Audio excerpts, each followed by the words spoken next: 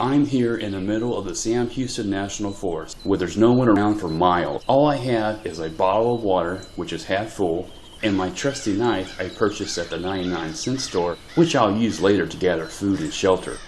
This forest is not only known for its pristine beauty and scenic landscapes, but is packed with rattlesnakes, black bears, mountain lions, and wild boars, some of which carry rabies, and the weather is bipolar. It can be hot, humid, and rainy one minute, and cold and frigid the next. I'll be here for the next few days to show you how to bear it all. The only benefit of the Sam Houston is the existing hiking trails, which allow me to traverse through the forest without having to make my way through the dense bush, which is plagued with briar patches and unforgiving poison ivy. One of the biggest hassles is setting up and dismantling the camera gear to film the various angles of this venture.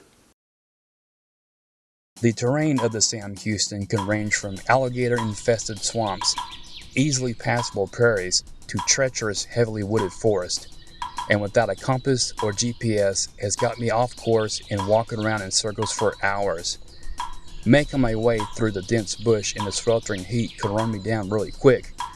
These wild sunflower seeds I purchased at the 99-cent store will give me a boost of energy, but don't sit well on an empty stomach, so I gotta find food fast. Before night falls, I'll have to start out by gathering wood for fire and a place to sleep. Using the primitive means of starting a fire wasn't too effective, so I just resorted to modern and less laborious means.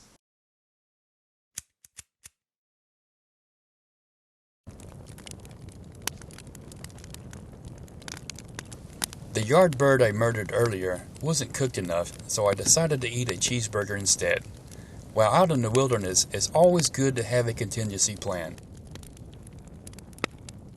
Eating greasy food sometimes doesn't agree with the stomach. The good thing about the great outdoors is it can serve as a big toilet.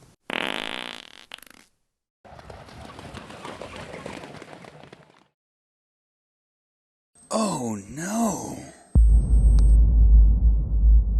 At night, the forest comes alive with all sorts of creepy crawlers, and with the recent sightings of Sasquatch, I have to stay vigilant. Once day broke, my first priority was to find something to eat, and while searching the forest floor for an appetizer of grub worms and caterpillars, I heard a sound of trees ruffling over the next hill. As I peeked through the bushes, hoping to find a moose or white-tailed deer, and just when I thought I brushed up against some bad mushrooms at a Jefferson Airplane concert, I happened upon some flesh-eating zombies and an oversized Komodo dragon who commenced to chase me through the forest, and just as in the monster movies, I fell to the ground only to get up in the nick of time to run for my life.